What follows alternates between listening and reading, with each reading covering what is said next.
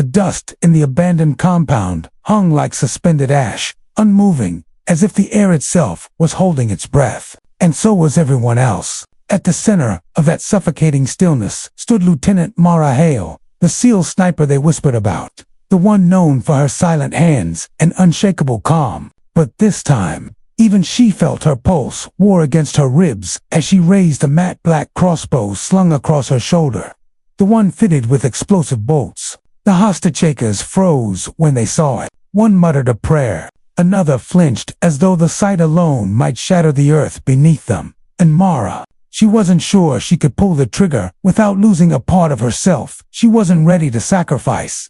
Before I tell you what happened next, tell me in the comments where you're watching from. I love knowing who's listening. Mara had always believed restraint was her greatest strength. But restraint didn't matter when a child cried behind a barricaded door. Dust swirled around her boots as a warm gust of desert wind pushed through the broken windows, carrying the faintest whimper. It was enough to break something inside her. She thought she'd never feel fear again after everything she'd survived. She was wrong. Her team waited behind her in a tight formation, exchanging anxious glances. They trusted her, sometimes more than she trusted herself. Commander Ruiz watched her with a quiet intensity, knowing that she wasn't just calculating trajectories. She was weighing the cost of another human life, even if that life belonged to someone who had taken innocent lives hostage. Moral lines blurred in war. But today, for her, the blur felt like an ocean. Mara inhaled slowly,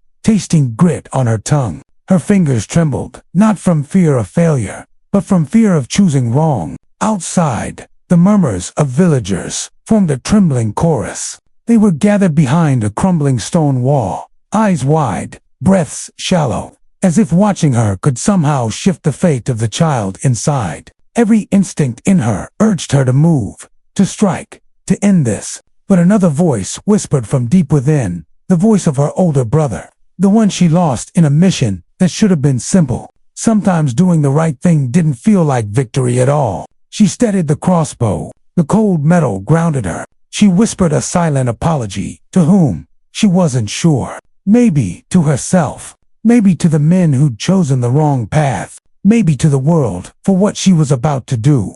Then came the cracking sound of wood. The hostage-takers shoving a table against the last door, keeping the child from the outside world. That tiny cry became sharper, urgent. The villagers gasped. Her team tensed. And Mara stepped forward, embracing the weight of every eye on her. The crossbow lifted, a single motion, fluid and terrifying. The men inside saw it through the gaps in the boards and panicked, shouting over one another. Their frantic voices pushed her past hesitation. She released a bolt. It streaked through the air like a streak of midnight fire before slamming into the barricade. A brilliant burst of light tore across the compound as the explosive charge shattered the reinforced wood. The shockwave kicked dust into a swirling storm, sending shadows scrambling. Her team moved instantly, gliding in a unified surge, boots striking in rhythmic unison, each step a promise that no child would be left behind today. Inside, chaos reigned, but not for long.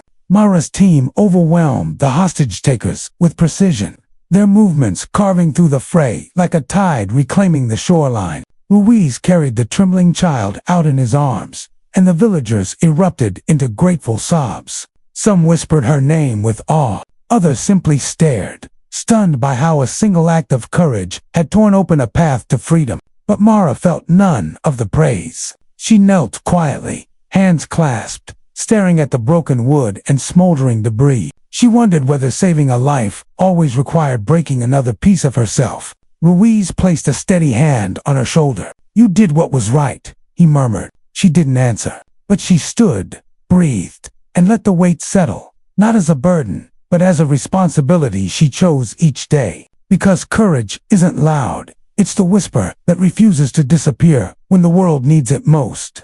And somewhere, in the fading dust, the child's soft cry transformed into a laugh, an echo that softened the edges of the moment that almost broke her. If this story moved you, share your thoughts below and subscribe for more powerful, true inspired stories. Your voice keeps this fire burning.